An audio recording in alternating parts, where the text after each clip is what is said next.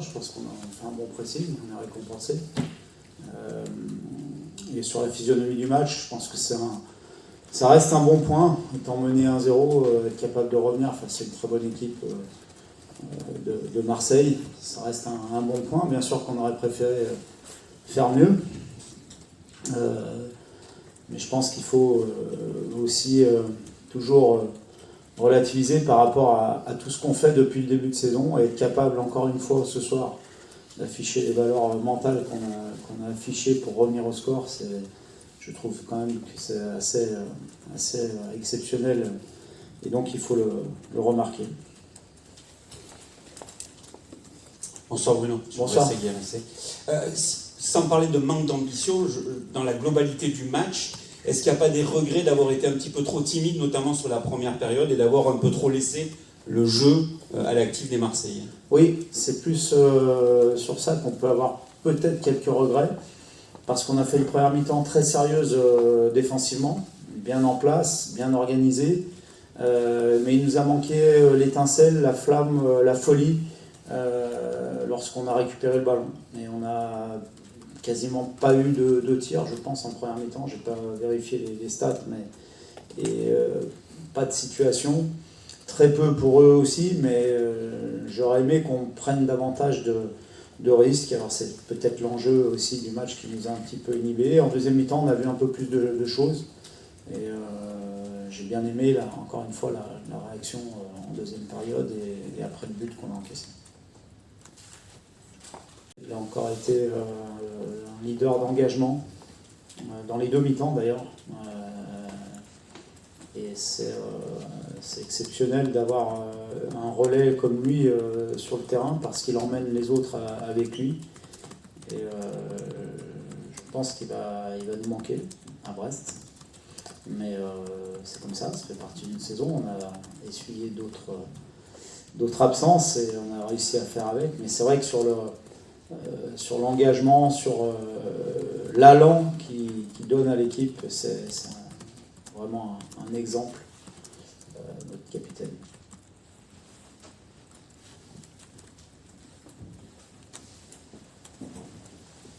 Bonsoir coach. Bonsoir. Vous avez affronté 3 fois l'Olympique de Marseille cette année, 3 fois un partout. Est-ce que c'est quelque chose de très satisfaisant pour vous et est-ce que ça reflète le niveau des deux équipes ou est-ce que c'est encore plus que satisfaisant sachant que vous avez joué presque 20 matchs de plus que cette équipe qui espérait pouvoir rivaliser avec le Paris Saint-Germain en début de saison? Merci. Si on prend tous les éléments en compte, c'est-à-dire le budget des deux clubs, les investissements des deux clubs, la masse salariale des deux clubs, et effectivement la différence en nombre de matchs joués, on peut dire que c'est plutôt satisfaisant, même si nous on a toujours envie de faire mieux. Et bon, il y a un match dans les 3 que vous citez qui nous a permis de nous qualifier en Coupe de France, donc c'est comme une victoire. Donc évidemment que ça montre toutes les qualités de notre équipe et toutes les qualités de tous les gens qui travaillent autour de cette équipe au quotidien depuis le début de saison. Parce qu'être capable de tenir tête à l'Olympique de Marseille sur les 3 matchs, c'est quand même assez exceptionnel. Par rapport à la fin de championnat, il reste 2 matchs, 5 équipes en 2 points. Est-ce qu'il y a un côté excitant, un côté un petit peu inquiétant de se dire waouh, on peut passer de la 2e à la 6e place? Comment on vit ou comment vas-tu vivre cette fin de saison avec l'objectif justement que ces 5 équipes peuvent accrocher la Ligue des Champions? Alors c'est un petit peu les deux, c'est excitant et c'est aussi pour ça qu'on aime ce métier. C'est pour vivre ce genre d'émotion. On aurait préféré avoir 7 points d'avance sur le 4e, c'est sûr. On aurait eu une fin de saison plus tranquille.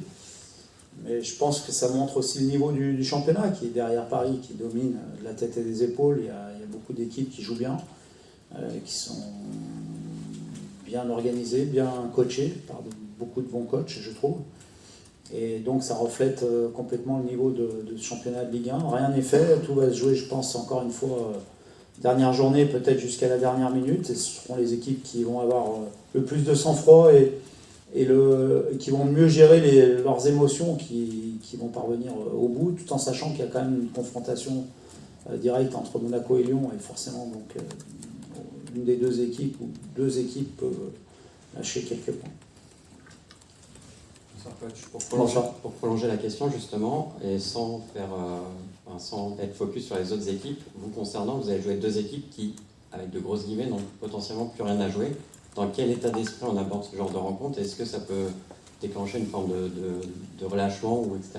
Merci.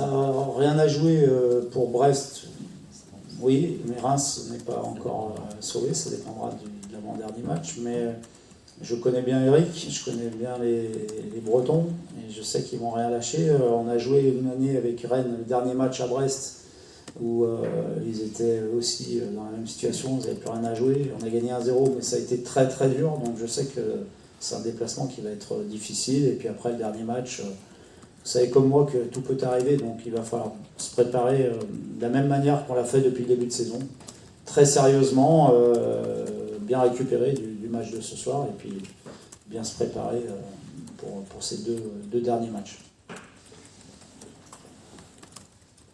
Ces dernières semaines, vous nous aviez habitués à aligner André Gomes à la place Oui. à côté de Benjamin André. Il faut citer Nabil Bentaleb, vous lui réservez des jolis cadeaux, puisque la dernière fois c'était contre le Paris Saint-Germain.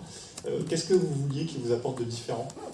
Alors, pour être complètement transparent avec vous, André a ressenti une douleur au dos. Enfin, ça fait quelques jours qu'il avait une douleur au dos et au nerf sciatique qui s'est aggravée hier et aujourd'hui.